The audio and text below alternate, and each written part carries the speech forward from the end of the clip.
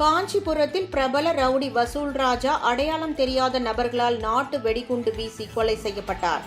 கொலை செய்யப்பட்ட திருக்காலிமேடு பகுதியைச் சேர்ந்த ரவுடி வசூல் ராஜா மீது 20க்கும் மேற்பட்ட கொள்ளை முயற்சி, ஆள்கடத்தல் உள்ளிட்ட வழக்குகள் நிலுவையில் உள்ளது.